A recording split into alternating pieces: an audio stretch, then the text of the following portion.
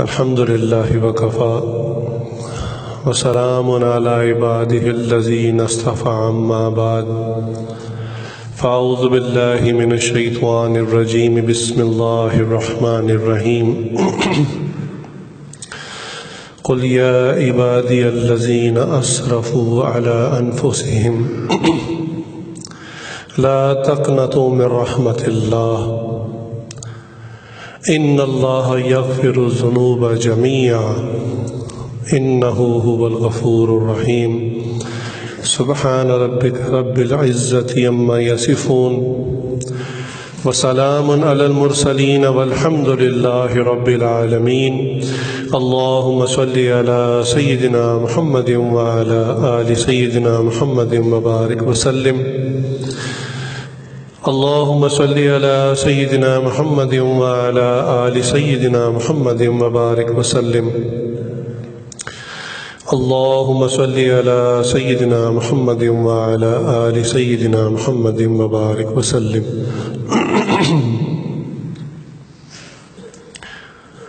چھوٹا بچہ جب لکھنا شروع کرتا ہے تو سب کو پتہ ہے کہ اس نے غلطیاں کرنی ہیں، اس لیے اس کو فاؤنٹین پین یا مارکر نہیں پکڑاتے، اس کے ہاتھ میں لیڈ پینسل دیتے ہیں، کچی پینسل دیتے ہیں، اور اس پینسل کے پیچھے ربر بھی لگا ہوتا ہے۔ کیا مقصد؟ کہ سکھانے والوں کو پتہ ہے کہ یہ ابھی لکھنے کی ابتدا کر رہا ہے، یہ بار بار غلطی کرے گا، اور اس غلطی کو پھر مٹا کر ٹھیک کرنے کی ضرورت پیش آئے گی، اس لیے اس کو کچی پینسل دی جاتی ہے۔ قرآن کریم کی وہ آیت جو آپ کے سامنے تلاوت کی گئی، اس کو اسی تناظر میں ذرا سنیے کہ اللہ تعالیٰ کو پتہ تھا کہ یہ میرے بندے دنیا میں جائیں گے اور ان سے غلطیاں ہوں گی، خطائیں ہوں گی، تو جیسے اعمال کرنے کا ایک سسٹم ہے، شریعت ہے، اسی طرح غلطیاں ہو جو جائیں انسان سے، اس کو مٹانے کا، اس کو ختم کرنے کا بھی کوئی سسٹم ہونا چاہیے۔ چنانچہ اس کا نام توبہ ہے، استغفار ہے۔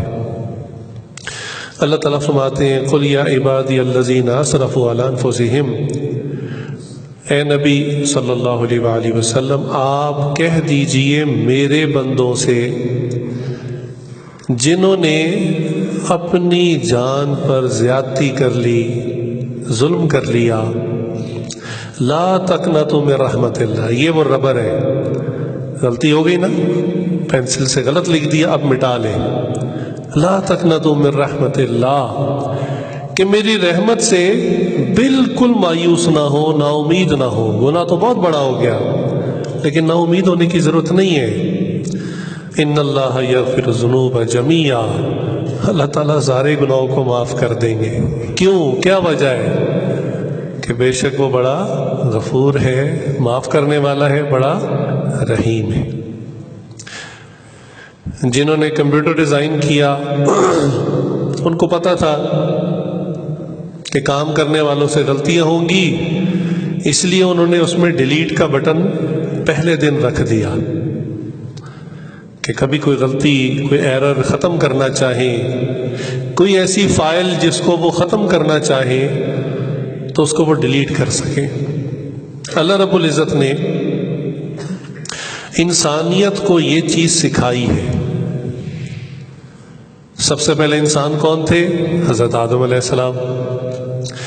چنانچہ حضرت آدم علیہ السلام کو جب اللہ نے پیدا فرمایا آسمانوں کے اوپر، تو اللہ تعالیٰ نے ان کو اپنے علم میں سے علم عطا فرمایا، اور اصول ہے کہ جب بھی کچھ پڑھایا جاتا ہے تو پھر امتحان بھی ہوتا ہے۔ آپ نے کوئی ایسی یونیورسٹی کالج نہیں دیکھا ہوگا جہاں صرف سلیبس پڑھاتے ہوں، سالہ سال پڑھاتے چلے جائیں، ایگزام کوئی نہ ہو۔ ایسا نہیں ہوتا۔ چنانچہ اللہ تعالیٰ نے جب علم دیا، فرشتوں کو بھی دیا، آدم علیہ السلام کو بھی دیا، پھر امتحان بھی لیا، اور کچھ اللہ تعالیٰ بتانا چاہتے تھے۔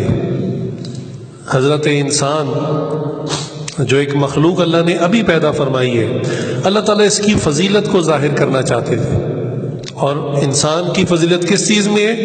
علم کے اندر ہے۔ چنانچہ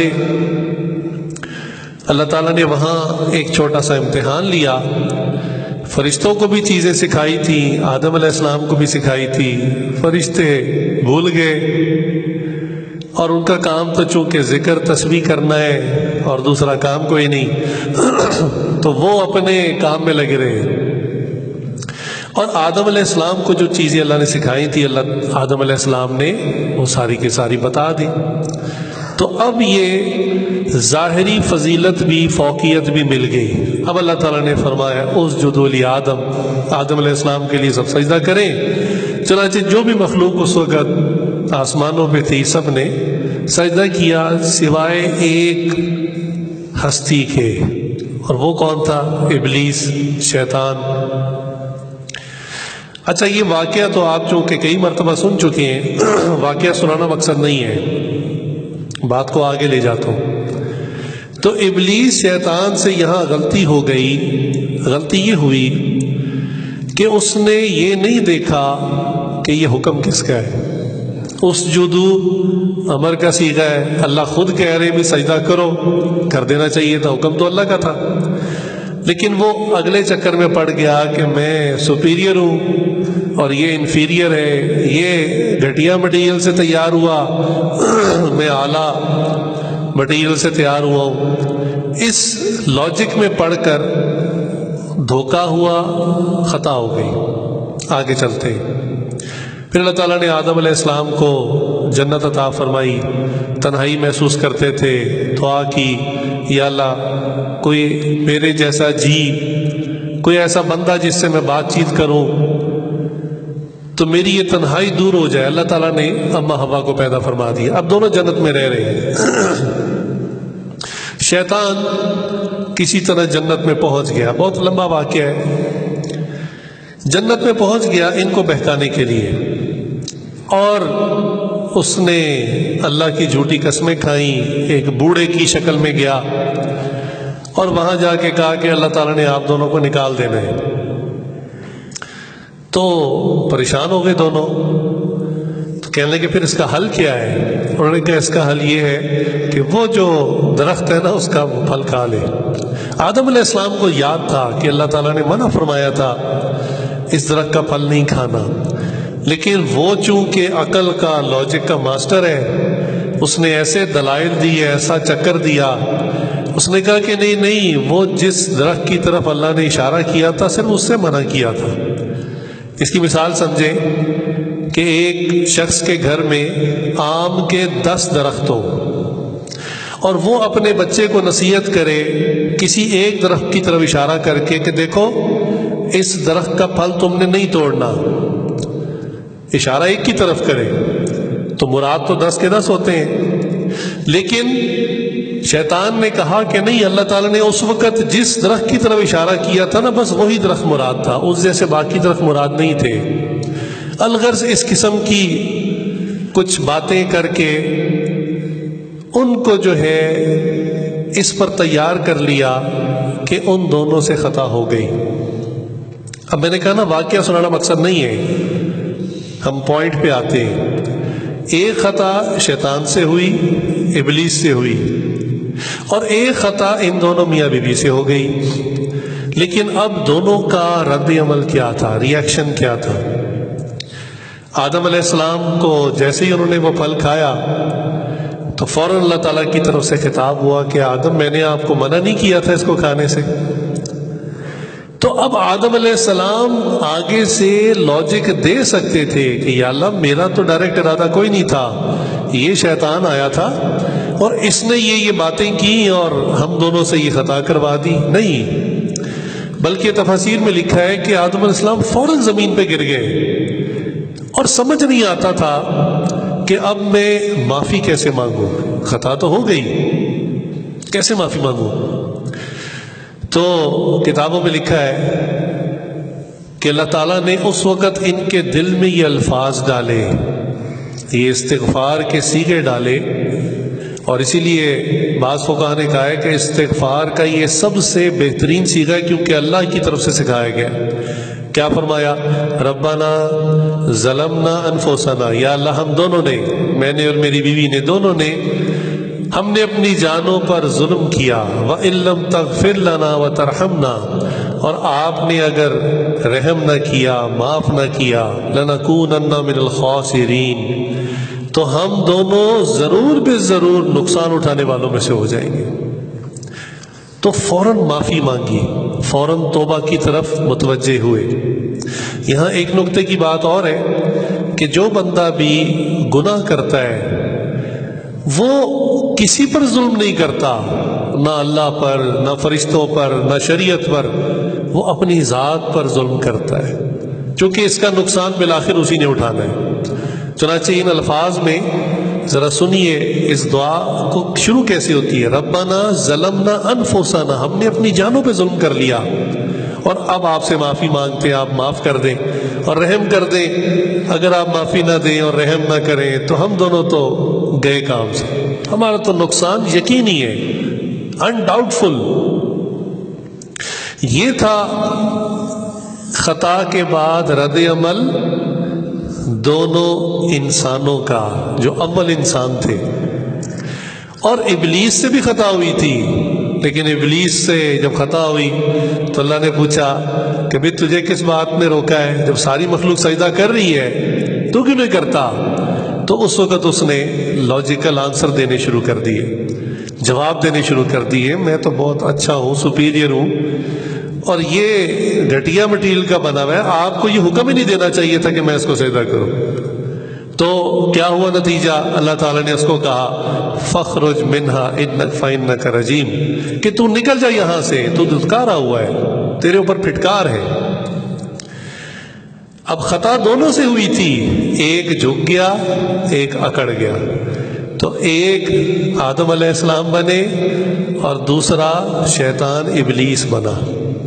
یہ سوری کا یا غلطی کو مٹانے کا یا ڈیلیٹ کا وہ پہلا بٹن ہے، وہ پہلا کانسیپٹ ہے توبہ کا، جو اللہ تعالیٰ نے انسان کو سکھایا۔ چونکہ علم دیا تھا نا، یہ چیز بھی سکھانا مقصود تھی، یہ چیپٹر بھی پورا کرنا ضروری تھا کہ انسان کو سمجھ میں آ جائے کہ جب خطا ہو جائے تو میں نے توبہ کرنی ہے، میں نے معافی مانگنی ہے، مجھ سے گناہ ہو گیا۔ توبہ یا سوری کرنا، دین اور شریعت کی بات تو بہت اونچی ہے، دنیاوی معاملات میں جو لوگ سوری کرتے ہیں، اپولوجائز کرتے ہیں، ذرا ان کے احوال سن لیں، وہ کتنے فائدے اٹھا جاتے ہیں۔ دنیاوی معاملات میں جو لوگ سوری کرتے ہیں، اپولوجائز کرتے ہیں اپنی غلطی پر، وہ کتنے فائدے اٹھاتے ہیں۔ غیر ملکی جو قومیں ہیں، کافر قومیں، ان میں چند چیزیں ایسی ہیں جو انہوں نے لی تو اسلام سے ہیں، لیکن بہت اچھی چیزیں ہیں، اپنے بچوں میں وہ ڈالتے ہیں۔ چنانچہ وہ چھوٹے بچوں کو جب ٹریننگ کرتے ہیں شروع میں، بگنرز میں، تو جو سب سے پہلی چیز اس کو سکھاتے ہیں نا، وہ تھینک یو بولنا اور سوری کرنا۔ کسی سے بھی آپ کوئی چیز لیں، آپ تھینک یو بولیں، اور آپ سے کوئی بھی غلطی ہو جائے آپ فوراً سوری بولیں۔ یہ ان کی تربیت کا پہلا قدم ہے۔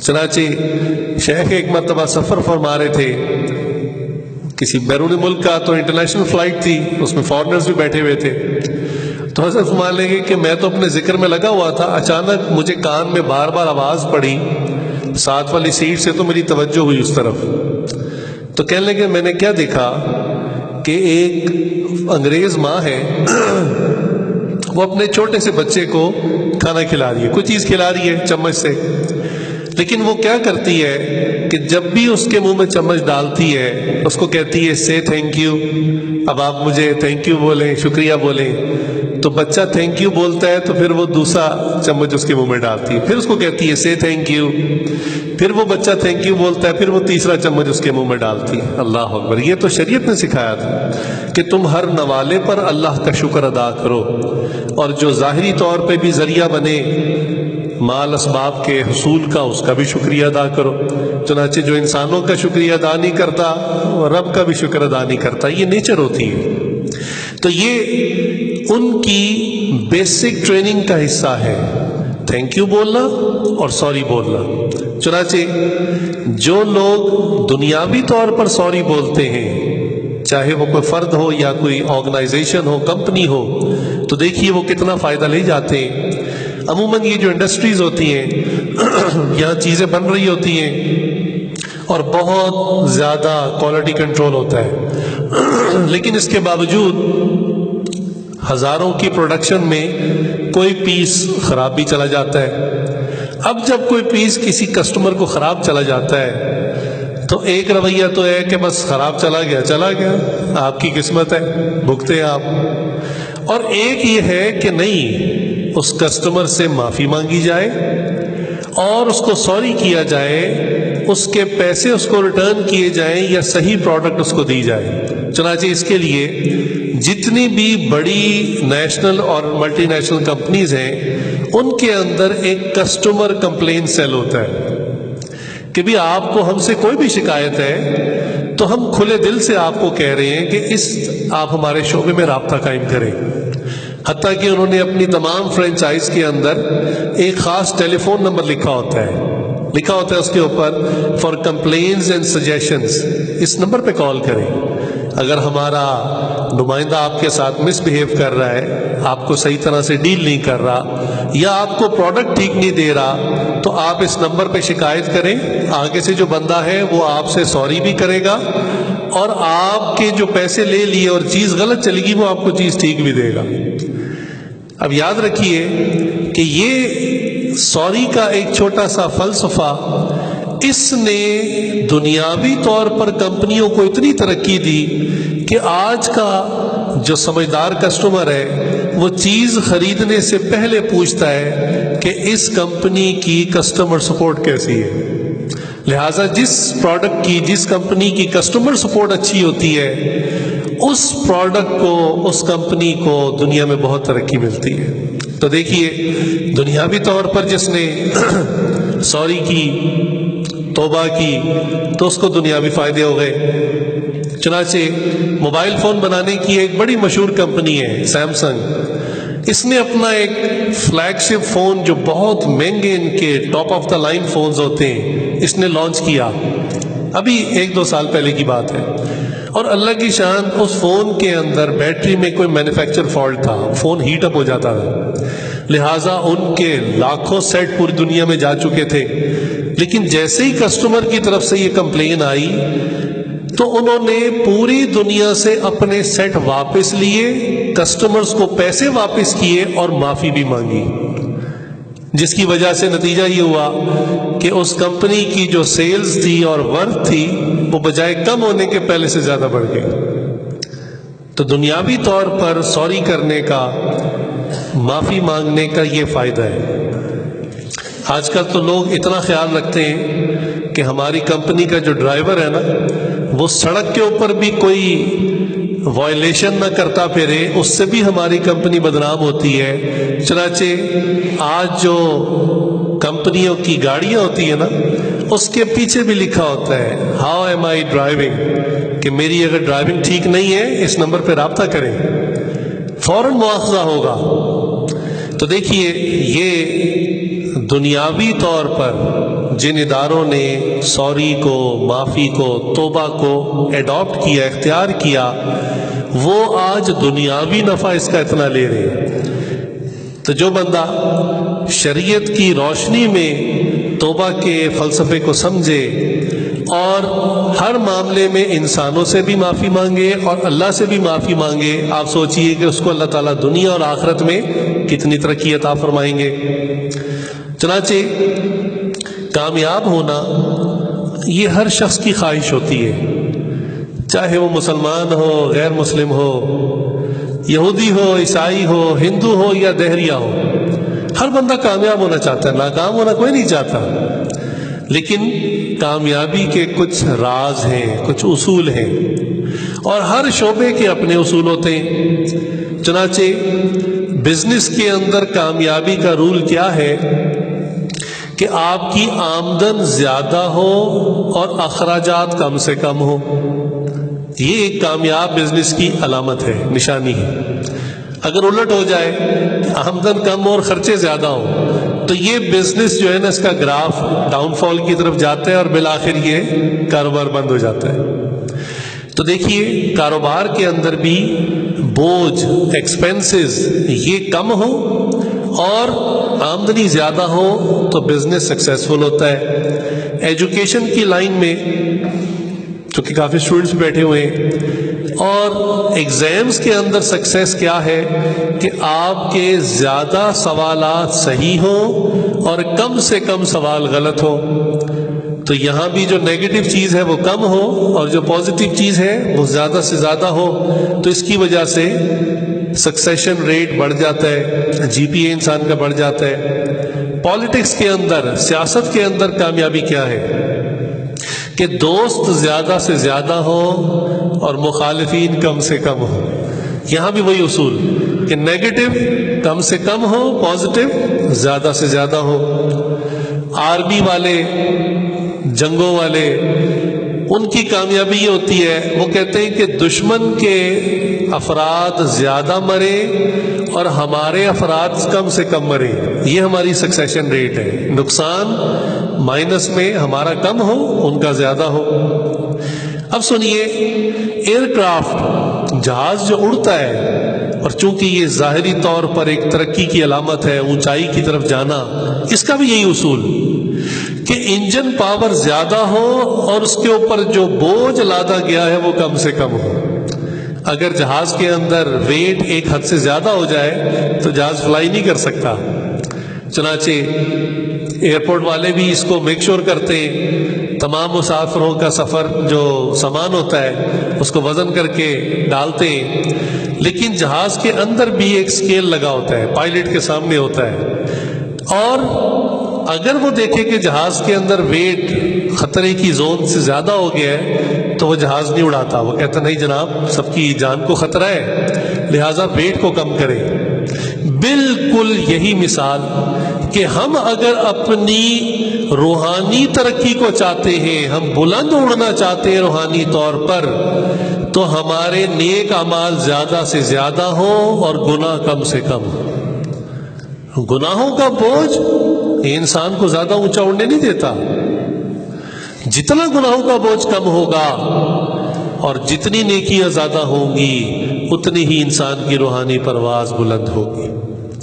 اللہ تعالیٰ نے اس فلسفے کو قیامت کے دن ترازو کے ساتھ سمجھایا ہے کہ بھی ترازو ہوگا، ایک طرف نیکی اور دوسری طرف برائی، اب جس کا ویٹ زیادہ ہوگا وہی ون کر جائے گا۔ گناہ زیادہ کر کے آؤ گے تو پھر راستہ واضح ہے، نیک اعمال زیادہ لے کر آؤ گے تو بھی راستہ واضح ہے۔ تو اگر ہم چاہتے ہیں کہ ہماری روحانی ترقی زیادہ ہو اور روحانی پرواز زیادہ ہو، تو ہمیں چاہیے کہ انجن پاور یعنی نیکی، تقوی یہ زیادہ ہو اور گناہ کم سے کم ہو، نیئر ٹو زیرو ہو جائے۔ اس کی ہمیں کوشش کرنی چاہیے۔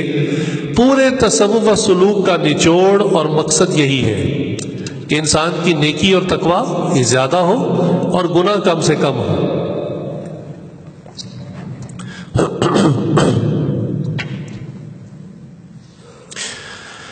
اب سنیے، گناہوں سے متعلق اسلام اور باقی مذاہب میں کیا فرق ہے۔ اسلام نے گناہ اور توبہ کا کیا کانسیپٹ اور فلسفہ دیا، اور باقی مذاہب نے کیا سمجھایا، اور اس کے پھر کیا کیا نقصانات ہوئے۔ ہندوؤں کے یہاں 7 جنموں کا کانسیپٹ ہے کہ ایک بندہ جب دنیا میں آتا ہے، مرتا ہے، اس کے بعد وہ دوبارہ آتا ہے، پھر دوبارہ آتا ہے، پھر 7 ٹائمز آتا ہے۔ یہ ان کا عقیدہ ہے۔ اب سنیے، ان کے عقیدے میں یہ چیز ہے کہ جو بندہ اس جنم میں اگر خطائیں زیادہ کرے، گناہ زیادہ کرے ان کے مذہب کے مطابق، تو وہ اگلے جنم میں انسان نہیں ہوگا، جانور ہوگا۔ یہ ان کا عقیدہ ہے۔ چنانچہ انسان ہے، خطائیں ہو جاتی ہیں۔ چنانچہ ان کے اگر کوئی بندہ خطا کر بیٹھے تو وہ سوچتا ہے کہ اب اگلے جنم میں تو انسان نہیں بننا، جانور ہی بننا ہے، لہٰذا اب ٹکا کے گناہ کرو۔ پھر ان کے یہاں گناہوں کا دروازہ کھل جاتا ہے۔ ہوا تو ایک گناہ تھا، اگر کوئی توبہ کا سسٹم ہوتا ان کے یہاں، معافی کا، تو صاف ہو جاتا، لیکن نہیں، اب اس کے لیے گناہوں کا دروازہ کھل گیا اور وہ مکمل گناہوں کے اندر ڈوب جاتا ہے۔ یہ اتنا سخت سسٹم ہونا یہ بھی غلط، اور اتنا لینینٹ ہونا، اتنا آسان ہونا کہ گناہ کو ایسے سمجھنا جیسے مکھی بیٹھی تھی اڑا دی، پرواہی کوئی نہ ہو۔ یہودی عیسائیوں کیا یہی ہوتا ہے۔ چنانچہ یہودیوں کا ایک کانسیپٹ ہے، وہ کہتے ہیں نحن ابناء اللہ واحبہ، کہ ہم اللہ تعالیٰ کے بیٹے ہیں، اللہ کے خاص لوگ ہیں، وی وی آئی پی ہیں۔ میرے شیخ فرماتے ہیں وہ کہتے ہیں ہم نواب زادے ہیں۔ تو نواب صاحب جو مرضی کرتے پھرے، لہٰذا وہ مسلمانوں کو شہید کریں، دنیا میں جنگیں کروائیں، کسی ملک پر قبضہ کر دیں، ان کی آبادیاں ختم کر دیں، وہ کہتے ہیں ہمیں کوئی پرواہ نہیں، ہمارے اوپر کوئی گناہ بوجھ نہیں، کیونکہ ہم اللہ کے خاص بندے ہیں، جنت ہمارے لیے ہے۔ اور وہ کہتے ہیں کہ اگر ہمیں جہنم میں بھیجا بھی گیا ہمارے بدعمالیوں کی وجہ سے تو ایام معدودہ، بالکل تھوڑے سے چند گنتی کے دن۔ وہ کہتے ہیں جیسے وزٹر آتا ہے نا جیل میں، کوئی بڑا جیلر وزٹر آتا ہے، اس کو دکھایا جاتا ہے بھی یہ جیل ہے، یہ قیدی ہیں، پھر وہ چلا جاتا ہے۔ کہتے ہیں ہمیں ایسے جہنم میں ایک چکر دیں گے اور ہمیں نکال دیں گے۔ لہٰذا گناہوں کو اتنا ہلکا سمجھنے کی وجہ سے ان کے اوپر گناہ کرنے کا کوئی بوجھ نہیں ہوتا، وہ گناہ پر گناہ کرتے چلے جاتے۔ عیسائیوں کے یہاں بھی ہے کہ اگر کسی بندے سے زنا ہو جائے، شراب پی لے، کچھ بھی گناہ کر لے، تو وہ جو ان کا پادری ہوتا ہے جس کو وہ فادر کہتے ہیں، وہ اس کے پاس جا کے کنفیشن باکس کے اندر اعتراف کر لیتا ہے کہ مجھ سے یہ خطائیں ہو گئی، اور وہ کہتا ہے بچہ میں خدا سے تمہاری خطائیں معاف کروا دوں گا۔ اور ہماری خطائیں تو عیسیٰ علیہ السلام اپنے سینے پر لے کر چلے گئے ہیں، لہٰذا ہماری خطا کوئی خطا نہیں، اگلے دن کے لیے پھر تیار ہو جاؤ گناہ کے لیے۔ تو ایک طرف اتنا سخت نظام کہ گناہ خطا ہو گئی، معافی کا کوئی سسٹم نہیں، اور ایک طرف اتنا آسان کہ انسان خطاؤں کے اندر ڈوب جائے، گناہوں کے اندر ڈوب جائے، یہ دونوں غلط۔ چنانچہ اسلام نے توبہ کا کیا کانسیپٹ دیا، اس کو سمجھنے کی ضرورت ہے۔ عام طور پر ہم ایسی جگہوں پر یا مختلف جگہوں پر، مختلف محافل میں، مجالس میں جاتے ہیں، اللہ تعالیٰ کا فضل ہوتا ہے، انسان پر رکت آ رہی ہوتی ہے، آنکھ سے آنسو جاری ہو جاتے ہیں، انسان روتا ہے، یہ رونا بڑا قیمتی ہے، لیکن اس رونے سے تمام گناہ معاف نہیں ہوتے، اس کو سمجھ لینا چاہیے، یہ باریک بات ہے۔ یہ رونا کتنا قیمتی، پہلے اس کو سمجھ لیں۔ حدیث میں آتا ہے کہ جو بھی اہل ایمان ہے، آخر ایک دن جہنم میں سے اس کو نکال لیا جائے گا، کوئی نہ کوئی اس کی شفاعت کرنے والا، رسول اللہ صلی اللہ علیہ وسلم، یا اس کا اپنا بیٹا، یا خاندان میں کوئی حافظ ہو، یا شہید ہو، یا اور علماء ہو، تو یہ اس کی شفاعت کریں گے۔ حدیث میں آتا ہے ایک شخص جہنم میں ہوگا اور بار بار نام پکارے جا رہے ہوں گے کہ فلاں کی شفاعت ہو گئی، فلاں کی سفارش آ گئی، فلاں بھی بری ہو گیا، فلاں بھی بری ہو گیا۔ یہ منتظر ہوگا کہ میرا بھی کوئی نام لینے والا ہو، میری بھی کوئی سفارش کرنے والا ہو، مجھے بھی یہاں سے نکلوائے۔ اس کا کوئی نام نہیں لے گا، حتیٰ کہ اس کے ارد گرد جتنے بھی لوگ ہوں گے وہ سب کے سب بخشے جائیں گے، نکال لیے جائیں گے۔ یہ حسرت میں اور افسوس میں بیٹھا ہوگا کہ اللہ کی شان، اس کا بھی نام پکارا جائے گا اور کہا جائے گا اس کی بھی بخشش ہو گئی، اس کو بھی جہنم سے نکال لیا جائے۔ تو یہ حیران ہو کے پوچھے گا کہ میری شفاعت، سفارش کس نے کی، میرا کس نے نام لیا، مجھ سے کس نے ریکویسٹ کی اللہ سے مجھے نکالنے کے لیے؟ تو اس کو بتایا جائے گا کہ آپ کی سفارش کرنے والا کوئی انسان نہیں ہے، کوئی نبی نہیں ہے، کوئی حافظ نہیں، کوئی عالم نہیں ہے، بلکہ آپ ایک مرتبہ زندگی میں اللہ کے خوف سے، اللہ کی خشیت سے رو پڑے تھے، اور اتنا روئے تھے کہ ایک چھوٹا سا قطرہ نکلا تھا جو ٹپکا بھی نہیں تھا، بہا بھی نہیں تھا، صرف اس سے آپ کی آنکھوں کے یہ جو پلکیں ہیں یہ گیلی ہو گئی تھی۔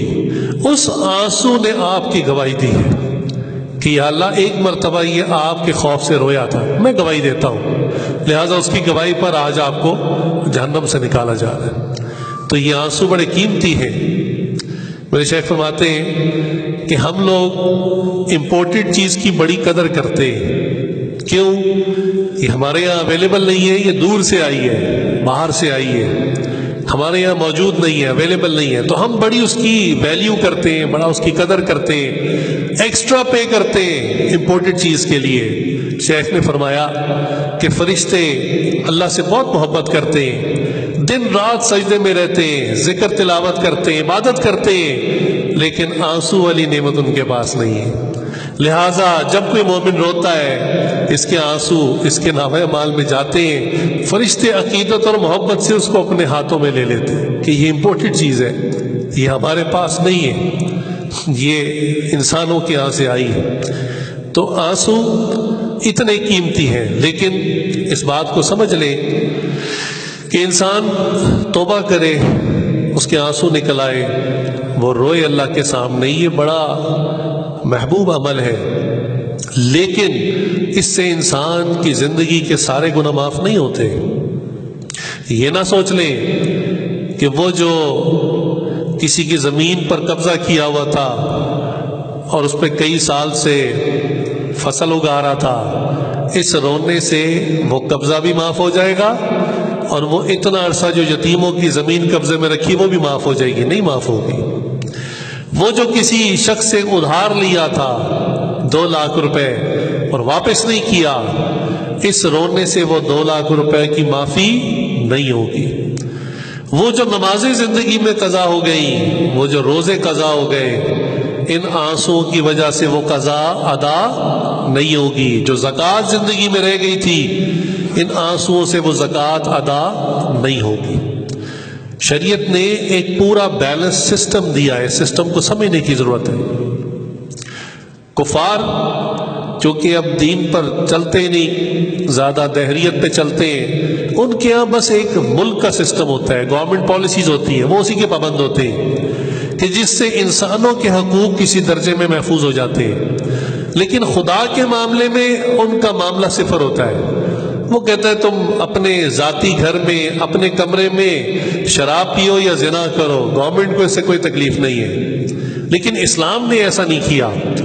اسلام نے اس بات کو یوں سمجھایا کہ حقوق 2 طرح کے ہیں، ایک کو کہا حقوق اللہ اور ایک کو کہا حقوق العباد، اور فرمایا کہ دونوں کی اپنی اہمیت ہے، اپنی ویلیو ہے۔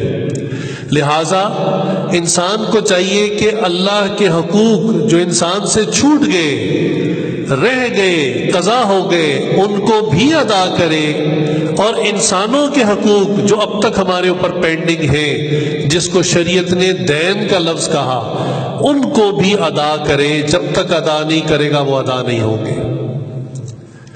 ایک حدیث ہم نے پڑھی، بڑی حیرانگی ہوئی، بچپن سے سنتے آئے تھے کہ شہید کا بڑا درجہ ہے، شہید کا بڑا رتبہ اللہ کے ہاں، اور بڑے فضائل اور ہیں بھی، کوئی شک بھی نہیں اس میں۔ لیکن ایک حدیث پڑھی کہ شہید جب مرنے کے بعد اللہ کے ہاں پیش ہوگا، اس کے سارے گناہ معاف کر دیے جائیں گے الا الدین، جو دین اس کے سر پہ تھا، کسی سے قرضہ لیا ہوا تھا، کسی کی زمین غاصب کی ہوئی تھی، کسی کے پیسے دینے تھے، کسی کی وراثت کا مال رکھا ہوا تھا، یہ شہید کا بھی معاف نہیں ہوگا جب تک کہ وہ اس کا حساب کلیئر نہ کروائے۔ یہ ہے مکمل نظام حیات، یہ زندگی گزارنے کا اسی لیے آئیڈیل سسٹم ہے۔ اللہ تعالیٰ کے حقوق اپنی جگہ بیان کر دیے گئے، انسانوں کے حقوق اپنی جگہ بیان کر دیے گئے۔ یہ ایسا معاملہ نہیں ہے کہ آپ کسی عالم کے سامنے، مولوی کے سامنے جا کے رو لیں، کنفیس کر لیں اور آپ کے سارے گناہ معاف، ایسی بات نہیں ہے۔ تو اسلام نے اس کا پورا ایک طریقہ سمجھایا ہے، پورا ایک سسٹم بتایا ہے۔ چنانچہ ایک حدیث ہے، نبی صلی اللہ علیہ وسلم نے اپنے صحابہ سے پوچھا بتاؤ مفلس کون ہے؟ تو صحابہ نے عرض کیا یا رسول اللہ جس کے پاس مال اسباب نہ ہو۔ فرمایا آخرت کا مفلس کون ہے؟ تو کہا کہ اللہ اور اللہ کے رسول بہتر جانتے ہیں۔ فرمایا آخرت کا مفلس وہ ہے جو پہاڑوں کے برابر نیکیاں ساتھ لائے گا۔ اب آپ سوچئے کہ پہاڑوں کے برابر نیکیاں کرنا آسان ہے؟ کتنا مشکل کام ہے۔ پہاڑوں کے برابر نیکیاں ساتھ لائے گا لیکن حقوق العباد کے معاملے میں اس کے کام کافی خراب ہوں گے، لہذا اللہ کے حقوق اس نے اتنے ادا کیے ہوں گے کہ پہاڑ نیکیوں کا اکٹھا ہو جائے گا۔ اب جنت میں جانے کا بظاہر اس کا منظر نظر آنے لگ پڑے گا، تو وہ جن کے حقوق تلف کیے ہوں گے نا وہ سب آ جائیں گے۔ یا اللہ آپ نے تو فرمایا تھا آج کے دن انصاف ہوگا، ہمارے اس نے حقوق تلف کیے، کسی کو گالی دی، کسی کی زمین ہتھیا لی، کسی کے ساتھ ظلم کر دیا، آپ اس کو کیسے جنت میں جانے دے سکتے ہیں؟ ہمیں بھی انصاف دلائیں۔ اللہ تعالیٰ فرمائیں گے اطمینان رکھو، آج کا دن انصاف کا دن ہے، کسی کے ساتھ زیادتی نہیں ہوگی۔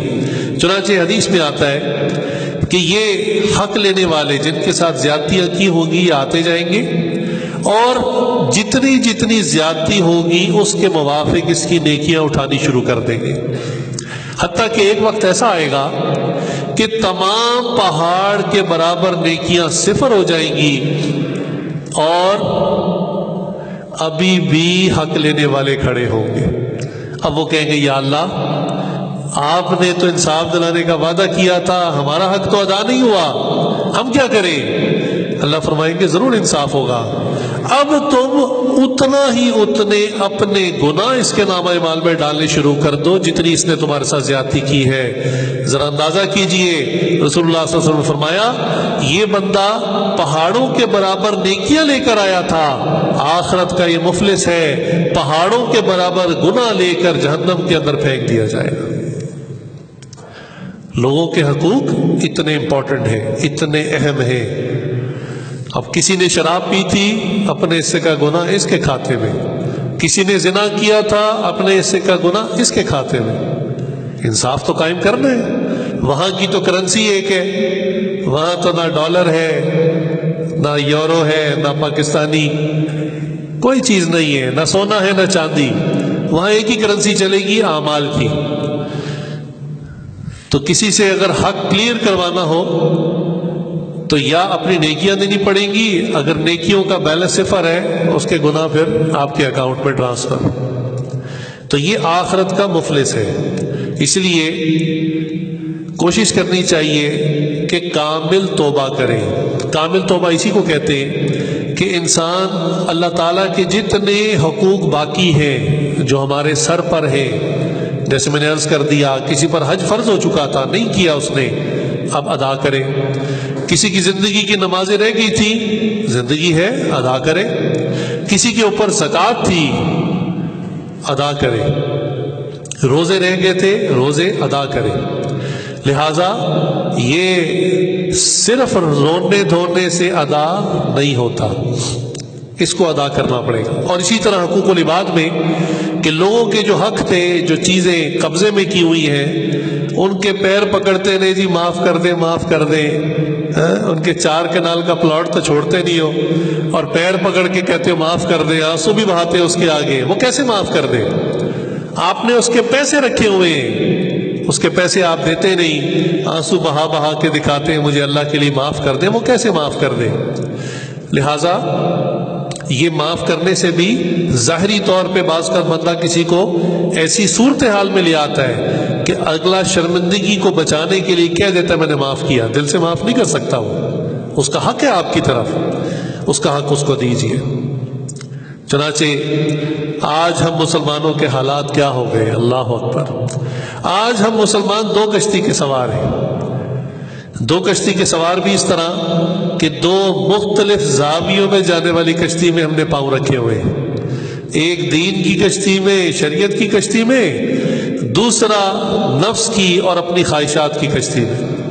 اب اندازہ کیجئے کہ جو بندہ ایسی حالت میں ہو کہ جس کے پیر دو الگ الگ کشتیوں میں ہوں جو الگ ڈائریکشنز میں جا رہی ہوں تو اس کا انجام کیا ہوگا۔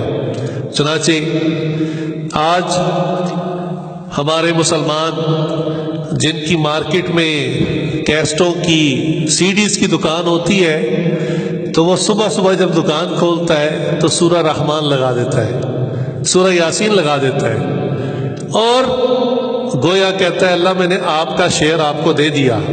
اس کے بعد سارا دن وہ گانے، موسیقی اور فلمیں چلاتا ہے۔ وہ سمجھتا ہے کہ میں نے شریعت کا حق ادا کر دیا، لہٰذا اب یہ دو کشتی کا سوار ہے، یہ دو اپوزٹ ڈائریکشن میں جانے والی کشتیاں ہیں۔ یہ بندہ کبھی منزل پہ نہیں پہنچے گا، یہ پانی کے اندر گرے گا، سمندر میں جا گرے گا۔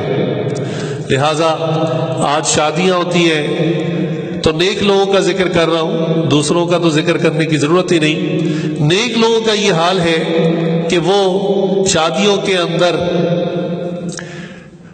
خرافات سے پہلے تلاوت قرآن کرواتے ہیں، صدقے کی دیگ بانٹتے خیرات کی، اور اس کے بعد پھر جو ہو سکتا ہے ان سے گناہ وہ سب کے سب اس تقریبات میں کرتے ہیں۔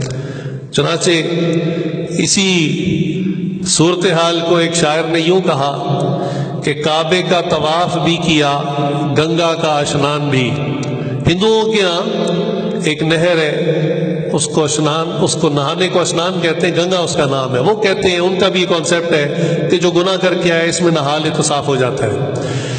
تو کہتے ہیں کعبے کا طواف بھی کیا اور گنگا کا اشنان بھی، راضی رہے رب بھی خوش رہے شیطان بھی۔ تو آج ہمارا یہ حال ہے کہ ہم نے ایک کشتی اللہ کو خوش کرنے کے لیے اس میں پاؤں رکھا ہوا ہے، اور دوسری کشتی جو ہے وہ اپنے نفس کی کشتی ہے۔ لہذا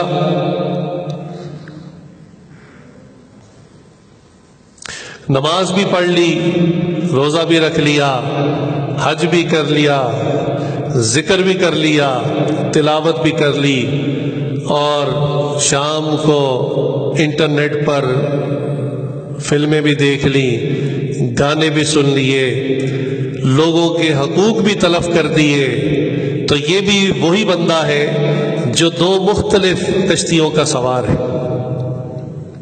یہاں ایک لطیف بات یاد آئی، کسی گاؤں میں ایک کنویں کے اندر کتا گر کے مر گیا پانی کے اندر۔ تو صبح لوگ جب اٹھے تو دیکھا کہ پانی کا ذائقہ بدلا ہوا ہے، بدبو آ رہی ہے، تو دیکھا اندر کتا ہے۔ تو مولوی صاحب سے مسئلہ پوچھا کہ پانی گندا ہو گیا، پاک کیسے کرنا ہے؟ کتا گر گیا اندر۔ انہوں نے کہا آپ 40 ڈول نکال دیں، پانی پاک ہو جائے گا، کتاب میں مسئلہ لکھا ہوا ہے۔ انہوں نے 40 ڈول نکال دیے۔ اگلے دن پھر آئے، ان کا مولوی صاحب ابھی تک نہ بدبو گئی ہے اور نہ ذائقہ ٹھیک ہوا ہے بلکہ بڑھ گئی ہے۔ انہوں نے کہا اچھا آپ ایسا کرو 40 ڈول اور نکال دو۔ انہوں نے پھر 40 ڈول نکال دیے۔ پھر تیسرے دن انہوں نے کہا جی اب تو انتہا ہو گئی، اور بدبو بڑھ گئی ہے اور ذائقہ گندا ہو گیا ہے۔ تو مولوی صاحب کو خیال ہے، انہوں نے پوچھا اچھا آپ نے وہ کتا نکال دیا اندر سے؟ کہنے لگے وہ تو آپ نے کہا ہی نہیں تھا، کتا نکالنے کا تو کہا ہی نہیں تھا، ہم تو خالی پانی نکال رہے تھے۔ تو یقین جانیے ہمارے اعمال ایسے ہی ہیں، ہم شیخ کے کہنے پہ ذکر بھی کر لیتے ہیں، دعا میں رو بھی لیتے ہیں، لیکن وہ جو مردار اندر بٹھایا ہوا ہے دل میں سے اس کو نہیں نکالتے۔ وہ جو نامحرموں کے ساتھ دوستی ہے وہ تعلق ویسے ہی رکھا ہوا ہے، وہ جو فلمیں دیکھنے کا شیڈیول ہے وہ ویسے ہی ہے، ذکر بھی کر رہے ہیں، اس مردار کو بھی پالا ہوا ہے۔ تو یاد رکھیں کہ یہ جو ساتھی شکوہ کرتے ہیں نا کہ جی اتنے سال ہو گئے بیعت ہوئے، اتنے سال ہو گئے ذکر کیے، کوئی کیفیات نہیں مل رہی، وہ کیفیات نہیں مل رہی جو کتابوں میں ہم بڑوں کی سنتے ہیں پڑھتے ہیں، تو بھائی جب تک اس مردار کو نہیں نکالو گے پاکیزہ پانی نہیں ملے گا، بدبو والا ہی ملتا رہے گا۔ اس لیے انتہائی ضروری ہے کہ اس مردار کو اپنے دل سے نکالیں۔ حقیقت خرافات میں کھو گئی، یہ امت روایات میں کھو گئی، لبھاتا ہے دل کو بیان خطیب مگر لذت شوق سے بے نصیب۔ وہ صوفی کے تھا خدمت حق میں مرد، محبت میں یکتا امانت میں فرد، عجم کے خیالات میں کھو گیا، وہ سالک مقامات میں کھو گیا، بجھی عشق کی آگ اندھیر ہے، مسلمان نہیں راکھ کا ڈھیر ہے۔ تو آج اعمال تو ہم کر رہے ہیں، لیکن ان اعمال کی حیثیت اللہ کے ہاں راکھ کے ڈھیر کی مانند ہے۔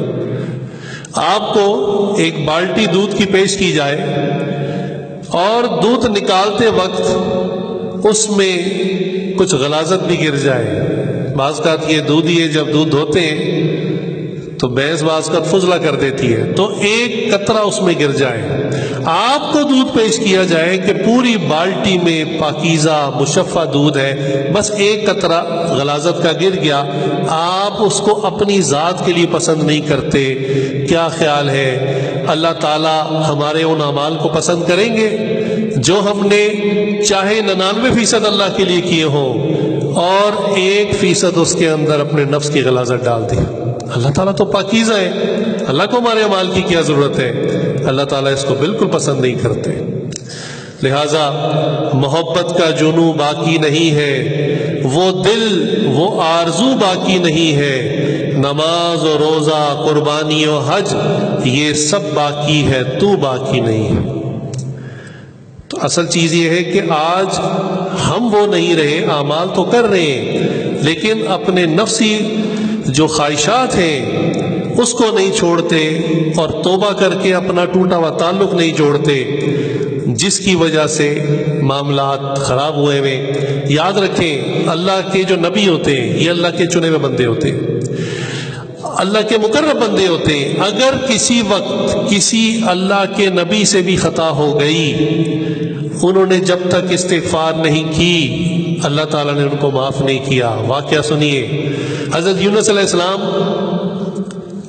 کا معاملہ ایسا بنا کہ ان کی قوم بہت باغی تاغی تھی، بہت عرصہ تبلیغ کرتے رہے، بالآخر دل برداشتہ ہو گئے، اللہ سے دعا کی اللہ ان پہ عذاب بھیج دے، اور ابھی حکم نہیں آیا تھا عذاب کا کہ اچھا ہم بھیج دیں گے، ذرا عجلت فرمائی، نکل پڑے۔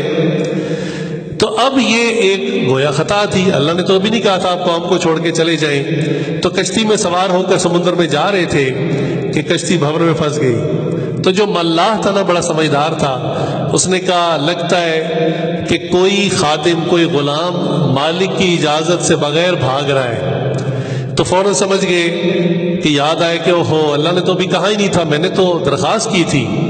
لہٰذا انہوں نے کہا کہ میں اس کشتی سے اتر جاتا ہوں تاکہ باقی میری وجہ سے ہلاک نہ ہو جائیں۔ انہوں نے پانی کے اندر چھلانگ لگا دی۔ اللہ کی شان، آگے ایک مچھلی تھی جس نے ان کو ثابت نگل لیا، اپنے پیٹ میں رکھ لیا۔ اب یہ مچھلی کے پیٹ میں ہے اور اپنی خطا بھی یاد آ گئی، لہٰذا انہوں نے وہاں پر اللہ تعالیٰ کے سامنے استغفار کی، اپنی زاری کی، کیا کہا؟ لا الہ الا انت سبحانک انی کنت من الظالمین۔ یا اللہ آپ کی ذات تو بڑی بلند ہے، آپ کی ذات بڑی پاک ہے، میں نے اپنی جان پر ظلم کیا، مجھ سے ہی خطا ہو گئی۔ تو یہ ورد کرتے رہے ایک طویل مدت، 40 دن یا اس سے بھی زائد مچھلی کے پیٹ میں رہے، بالآخر اللہ تعالیٰ نے ان کو نکالا۔ لیکن اللہ تعالیٰ قرآن کریم میں کیا ارشاد فرماتے ہیں؟ سنیے، اللہ فرماتے ہیں کہ اگر یہ الفاظ کے ساتھ استغفار نہ کرتے قیامت تک مچھلی کے پیٹ کے اندر ہی رہتے، حالانکہ نبی ہیں۔ تو بتائیے ہم عوام کا کیا حال ہوگا اگر ہم استغفار نہ کریں؟ چنانچہ جو لوگ نبی صلی اللہ علیہ وسلم کی صحبت میں رہے اور ان کو بات سمجھ میں آ گئی کہ توبہ کے بغیر اگر ہم اس دنیا سے چلے گئے تو آخرت میں جہنم کا عذاب جھیلنا پڑے گا، وہ بہت سخت ہوگا اور وہ ہم سے برداشت نہیں ہوگا، اس لیے اگر خطا ہو گئی ہے دنیا کے اندر ہم کسی طرح سے اس کو معافی تلافی کروا لیں، آخرت میں یہ گناہ ساتھ لے کر نہ جائیں۔ چنانچہ ایک عورت سے نبی صلی اللہ علیہ وسلم کے زمانے میں زنا ہو گیا، لہٰذا وہ حاملہ ہو گئی، نبی صلی اللہ علیہ وسلم کی خدمت میں پہنچ گئی اور کہا کہ یا رسول اللہ مجھ سے زنا ہو گیا ہے، حمل ٹھہر گیا ہے، اب آپ اللہ کا حکم نافذ کیجئے۔ ان کو پتا تھا کہ نبی صلی اللہ علیہ وسلم نے کیا حکم دینا ہے، ان کی جو ہے وہ ہلاکت کا اب حکم ہوگا، لیکن اس کے باوجود وہ سمجھتی تھی کہ کہ اگر میں دنیا میں صاف ستھری ہو گئی تو آخرت میں کوئی مواخذہ نہیں ہوگا، میرا دامن صاف رہے گا، میں ہلکی ہو کر اونچی روحانی پرواز کر لوں گی۔ لہٰذا وہ نبی صلی اللہ علیہ وسلم کے پاس جب گئیں، نبی صلی اللہ علیہ وسلم نے بھی یہ بات سنی کہ یہ حاملہ ہو چکی ہیں، اگر اس وقت ان کے اوپر حد نافذ کی گئی تو یہ بھی ہلاک ہو جائیں گی اور ایک نامولود بھی ہلاک ہو جائے گا۔ فرمایا آپ چلی جائیں اور جب بچے کی پیدائش ہو جائے پھر آئیں۔ ذرا اس صحابیہ کی استقامت دیکھیے، پہلے آئی توبہ کے لیے، بچہ پیدا ہو گیا، بچے کو لے کر آئیں، کہنے لگی یا رسول اللہ یہ بچہ ہے، اب بچے کی پیدائش ہو چکی ہے، اب حد نافذ کیجئے۔ نبی صلی اللہ علیہ وسلم نے دیکھا کہ بچہ بہت چھوٹا ہے، ماں کے اوپر ڈیپینڈنٹ ہے، فرمایا کہ نہیں، آپ اس کو لے کے پھر چلی جائیں، اس کی پرورش کریں حتیٰ کہ یہ خود سے کھانا پینا شروع کر دے۔ وہ صحابیہ چلی گئیں، بچے کی پرورش کی، بچہ اتنا سمجھدار ہو گیا، جب دوبارہ لے کر آئی بچے کے ہاتھ میں روٹی کا ٹکڑا تھا اور وہ دانتوں سے چبا رہا تھا۔ پھر نبی صلی اللہ علیہ وسلم کے پاس حاضر ہوئی اور کہا یا رسول اللہ مجھے پاک کر دیجئے، مجھ پر حد نافذ فرما دیجئے۔ نبی صلی اللہ علیہ وسلم نے دیکھا کہ بچہ اب خود سے کھا پی سکتا ہے، لہٰذا اس وقت ان صحابیہ کے اوپر حد نافذ کی گئی اور ان کو سنسار کیا گیا۔ ذرا اندازہ کیجئے کہ نبی صلی اللہ علیہ وسلم نے صحبت کے ذریعے یہ بات سمجھا دی تھی کہ اگر خطا نفسانی غلطی کی وجہ سے ہو جائے تو تمہارا پاک ہونا ضروری ہے۔ یہاں پاک ہونا بہت آسان، بہت مختصر، لیکن اگر یہ گناہ ساتھ لے کر چلے گئے تو وہاں پہ بہت طویل علاج ہوگا، بہت تکلیف دہ علاج ہوگا، بہت لمبا علاج ہوگا، تم برداشت نہیں کر سکو گے۔ لہٰذا دنیا کے اندر پاک صاف ہو جاؤ۔ چنانچہ ایک عجیب واقعہ جس کو حضرت فقیہ ابو لئی سمرقندی رحمۃ اللہ نے اپنی کتاب تنبیہ الغافلین میں لکھا ہے، فرماتے ہیں کہ ایک مرتبہ عمر رضی اللہ عنہ کو ایک نوجوان ملا جو زار و قطار رو رہا تھا، بہت رو رہا تھا۔ تو پوچھا نوجوان کیا ہوا، کیوں روتے ہو؟ کہنے لگا مجھ سے بہت بڑا گناہ ہو گیا ہے، بہت بڑا گناہ ہو گیا ہے اور مجھے ڈر ہے کہ میری بخشش نہیں ہوگی اور اللہ تعالیٰ کی پکڑ مجھ پر آ جائے گی، لہٰذا آپ نبی صلی اللہ علیہ وسلم سے میری سفارش کر دیجئے۔ عمر رضی اللہ عنہ نے کہا اچھا میں بات کرتا ہوں، تم میرے ساتھ آؤ۔ عمر رضی اللہ عنہ نے اس نوجوان کو باہر کھڑا کیا اور اندر گئے۔ عمر رضی اللہ عنہ کی اپنی حالت ایسی ہو گئی کہ عمر رضی اللہ عنہ بھی رو رہے تھے۔ نبی صلی اللہ علیہ وسلم نے پوچھا آپ کیوں روتے ہیں؟ کہا کہ یا رسول اللہ ایک نوجوان آیا ہے، وہ کہتا ہے مجھ سے بہت بڑا گناہ ہو گیا اور وہ زار و قطار رو رہا ہے، میں اس کی سفارش لے کر آیا ہوں، آپ اس کی بات سن لیجئے۔ چنانچہ اس نوجوان کو حاضری کا موقع ملا، وہ نبی صلی اللہ علیہ وسلم کے سامنے بھی پھوٹ پھوٹ کے رو رہا تھا۔ نبی صلی اللہ علیہ وسلم نے اس کو حوصلہ دیا اور کہا کہ بتاؤ تم سے کیا غلطی ہو گئی؟ بس وہ بار بار ایک لفظ کہتا تھا کہ مجھ سے بہت بڑی غلطی ہو گئی، مجھ سے بہت بڑا گناہ ہو گیا۔ نبی صلی اللہ علیہ وسلم بار بار پوچھتے تھے بتاؤ تو صحیح کیا گناہ ہو گیا؟ شرم کی وجہ سے، حیا کی وجہ سے وہ گناہ اس کی زبان پر نہیں آتا تھا، بس وہ بار بار کہتا تھا یا رسول اللہ مجھ سے بہت بڑا گناہ ہو گیا، مجھ سے بہت بڑی خطا ہو گئی، اور وہ ڈرتا تھا کہ میرے گناہ کو سن کے نبی صلی اللہ علیہ وسلم بھی مجھ سے نفرت نہ کرے، مجھے اپنے سے دور نہ کر دے، لہٰذا اس کی زبان پر وہ گناہ آتا نہیں تھا۔ لہٰذا نبی صلی اللہ علیہ وسلم نے خود پوچھنا شروع کیا، پوچھا کہ بتاؤ تمہارا گناہ بڑا ہے یا اللہ کا عرش بڑا ہے؟ وہ نوجوان کہنے لگا یا اللہ یا رسول اللہ میرا گناہ عرش سے بھی بڑا ہے۔ نبی صلی اللہ علیہ وسلم نے پھر پوچھا کہ بتاؤ تمہارا گناہ بڑا ہے یا اللہ کی کرسی بڑی ہے؟ کہنے لگا یا رسول اللہ میرا گناہ اللہ کی کرسی سے بھی بڑا ہے۔ لہٰذا نبی صلی اللہ علیہ وسلم نے نوجوان سے پوچھا بتاؤ کیا تم نے شرک کیا ہے؟ اس نے کہا یا رسول اللہ میں نے شرک نہیں کیا۔ پوچھا کیا تم نے کسی کو قتل کیا ہے؟ کہنے لگا یا رسول اللہ میں نے کسی کو قتل بھی نہیں کیا۔ پھر نبی صلی اللہ علیہ وسلم نے فرمایا کہ نوجوان تم مجھے صاف صاف بتاؤ تم کون سا گناہ کر کے آئے ہو؟ اس نوجوان نے کہا کہ میں کفن چور ہوں، میں مردوں کو جب لوگ دفنا کر چلے جاتے ہیں تو میں قبر کھودتا ہوں، ان کا کفن نکال لیا کرتا ہوں اور اس کو بیچ کر اسی سے اپنا کام چلاتا ہوں۔ چنانچہ کہنے لگے کہ گزشتہ روز انصار کی ایک لڑکی جو نوجوان عمر تھی اس کو لوگ دفنا کر چلے گئے، جب رات ہو گئی تو میں کفن چرانے کے لیے گیا، میں نے لاش کو باہر نکالا، جب کفن اتارا تو اس کے جسم کو دیکھ کر میرے اوپر شیطان غالب ہو گیا اور میں نے اس مردہ لڑکی کے ساتھ زنا کر لیا، یہ مجھ سے گناہ ہو گیا۔ لیکن جب میں گناہ کر کے فارغ ہوا اور وہاں سے جانے لگا تو مجھے غائبی آواز آئی جیسے وہ لڑکی کی لاش کاش مجھ سے یہ کہہ رہی ہو کہ او انسان تو کیسا بدبخت ہے کہ تو نے مجھے ان مردوں کے سامنے ننگا چھوڑ دیا اور اللہ کے سامنے جنابت کی حالت میں کھڑا ہونے پر مجبور کر دیا۔ کہنے لگے کہ جب سے وہ آواز سنی ہے میرے کان میں وہ آواز پڑتی ہے اور مجھے چین سے بیٹھنے نہیں دیتی، اور مجھے لگتا ہے کہ اللہ تعالیٰ کا مجھ پر شدید عذاب آئے گا اور میری بخشش نہیں ہو سکے گی۔ یا رسول اللہ آپ ہی بتائیے میری بخشش کی کیا صورت ہے؟ نبی صلی اللہ علیہ وسلم نے جب اس کا یہ گناہ سنا، نبی صلی اللہ علیہ وسلم بہت حیران ہوئے اور فرمایا، تعجب کیا کہ تو نے ایک مردہ لڑکی کے ساتھ یہ بدکاری کا کام کیا۔ اور نبی صلی اللہ علیہ وسلم سوچ میں پڑ گئے۔ وہ نوجوان سمجھ گیا کہ رسول اللہ صلی اللہ علیہ وسلم اب کوئی اگر ایسی بات فرما دیں گے تو میرے لیے ہلاکت یقینی ہو جائے گی، لہٰذا وہ روتا ہوا وہاں سے اٹھا اور پہاڑوں کی طرف چلا گیا اور وہاں جا کر وہ اللہ سے معافی مانگتا رہا، استغفار کرتا رہا، روتا رہا۔ 40 دن وہ اللہ تعالیٰ سے استغفار اور معافیاں مانگتا رہا۔ بالآخر اللہ تعالیٰ کو رحم آ گیا، اللہ تعالیٰ نے فرشتے کو بھیجا، جبریل علیہ السلام تشریف لائے اور پوچھا، یا رسول اللہ اللہ تعالیٰ آپ کو سلام پیش کرتے ہیں، ذرا توجہ رکھیے، اس کے گناہ کی نوعیت دیکھیے کیا ہے۔ اور نبی صلی اللہ علیہ وسلم بھی متعجب ہیں، اس کے باوجود اللہ تعالیٰ کا ذرا کلام سنیے، اپنے پیارے حبیب صلی اللہ علیہ وسلم سے کیا کلام فرماتے ہیں۔ فرمایا کہ جبریل علیہ السلام نے کہا کہ اللہ تعالیٰ نے آپ کو سلام بھیجا ہے اور اللہ تعالیٰ آپ سے کچھ پوچھتے ہیں۔ فرمایا کیا پوچھتے ہیں؟ فرمایا کہ بتائیے یا رسول اللہ مخلوق کو آپ نے پیدا کیا ہے یا میں نے پیدا کیا ہے؟ نبی صلی اللہ علیہ وسلم نے فرمایا کہ تمام مخلوق کو اور مجھے بھی اللہ رب العزت نے پیدا کیا ہے۔ پھر جبریل نے پوچھا، اللہ تعالیٰ پوچھتے ہیں کیا مخلوق کو رزق میں دیتا ہوں یا مخلوق کو رزق آپ دیتے ہیں؟ نبی صلی اللہ علیہ وسلم نے کہا کہ تمام مخلوق کو رزق اللہ دیتے ہیں، مجھے بھی رزق اللہ تعالیٰ دیتے ہیں۔ اس کے بعد جب یہ باتیں ہو گئی تو پھر جبریل امین نے کہا کہ اللہ تعالیٰ پوچھتے ہیں کہ مخلوق کو معاف میں نے کرنا ہے یا آپ نے معاف کرنا ہے؟ نبی صلی اللہ علیہ وسلم سمجھ گئے۔ نبی صلی اللہ علیہ وسلم نے کہا کہ یا اللہ ساری مخلوق کی خطاؤں کو آپ ہی معاف کرتے ہیں۔ چنانچہ جبریل امین نے خوشخبری دی کہ اس نوجوان نے پہاڑوں میں جا کر اپنے سر میں خاک ڈالی، اتنی توبہ استغفار کی، اتنی زاری کی، اتنا وہ رویا کہ اللہ تعالیٰ نے اس کی توبہ کو قبول کر لیا ہے۔ نبی صلی اللہ علیہ وسلم نے ایک صحابی کو ان کے پیچھے روانہ کیا اور کہا کہ ان کو خوشخبری دے دو۔ اب ذرا اندازہ کیجئے کہ اتنے بڑا گناہ کرنے والے انسان کو بھی اللہ تعالیٰ معاف کر دیتے ہیں۔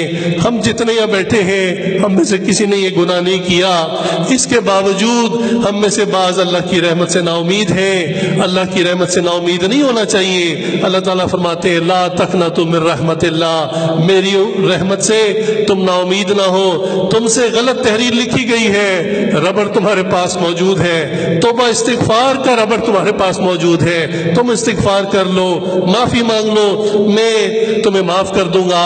اتنی بات سمجھ لیجئے کہ توبہ کرنا کسی فرقے کا، کسی جماعت کا کام نہیں ہے، یہ ہم میں سے ہر شخص کی ضرورت ہے۔ جو بندہ بغیر توبہ کے چلا گیا وہ سید خاندان سے بھی ہو، اس کا بھی آخرت میں مواخذہ ہوگا۔ ہم تو عام لوگ ہیں، اگر ہم توبہ کے بغیر مر گئے اللہ تعالیٰ آخرت میں ہماری پکڑ کریں گے۔ جو چیزیں ہمارے سر پر تھی اللہ تعالیٰ وہ سب کا سب ہمارے اوپر اس کا وبال ہوگا اور آخرت میں ہے اس کے بارے میں پوچھ ہوگی۔ میں آپ سے آخری گزارش کر کے بات ختم کرتا ہوں۔ آپ نے اجتماع میں جتنا عرصہ بھی قیام کیا بہت سارے بیانات سنے، لیکن جب آپ یہاں سے جائیں گے طالب علم اپنے کالج میں یونیورسٹی میں مصروف ہو جائیں گے، تاجر لوگ اپنی دکانوں میں اپنے کاروبار میں مصروف ہو جائیں گے، آپ کو باتیں بھول جائیں گی۔ صرف یہ عرض کرتا ہوں 2 باتیں یاد کر لیں اور 2 تحفے لے کے یہاں سے چلے جائیں۔